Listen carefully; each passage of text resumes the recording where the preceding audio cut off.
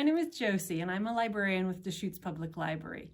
Welcome to Your Next Book, where we talk about great books and maybe find you your next read. This month, we're focusing on titles selected from the Oregon Battle of the Books list. If you're an OBOBer, you know all about this and you know exactly what that means. But if you're not an OBOBer, let me give you some information on that. It's often called OBOB, standing for Oregon Battle of the Books, and it's a program in schools where students compete, teams of students compete with book knowledge on a selected list of books. If you're not an OBOBer, these are still great books to read, and they're selected by people who know a lot of great books. So each year the list has a variety of chapter books, nonfiction books, and graphic novels. So there's a lot to choose from. I'm only going to select 4 books today to talk about, but they're some of my favorites. If you want to read the whole list, you can find it by Googling it, or you can go to DeschutesPublicLibrary.org and get that full list. So let's go ahead and get started.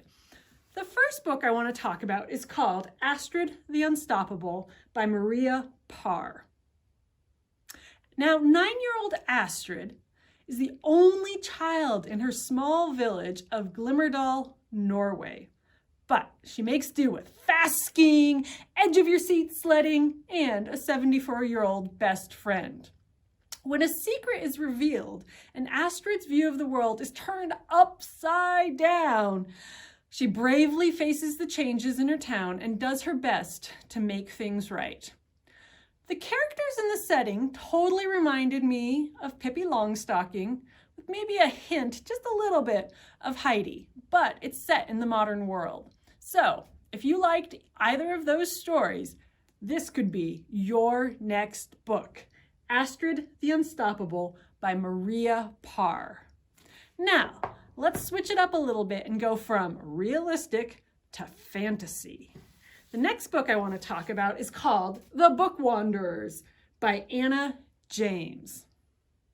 Now, our main character, Tilly Pages, is comforted by spending a lot of time in her grandparents' London bookshop. But when she discovers that she can enter the stories in any book, she sets out to solve the mystery of her mother's disappearance. If you've ever wanted to live out the stories in a book, maybe The Book Wanderers by Anna James could be your next book. And it's the first in a series, so if you like this one, keep reading the series. Now that's 2 books set abroad. Let's come back to the United States and look at The Harlem Charade by Natasha Tarpley.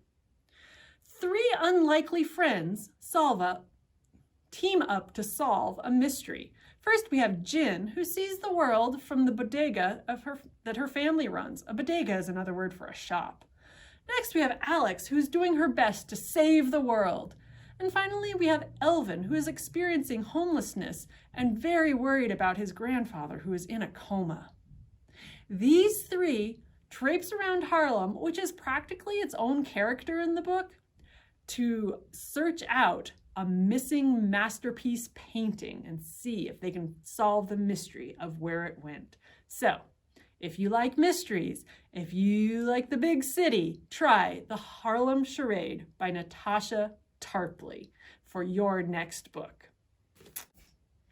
And let's switch gears now, going from Harlem to outer space with Lowriders in Space by Kathy Camper and illustrated by Raoul III.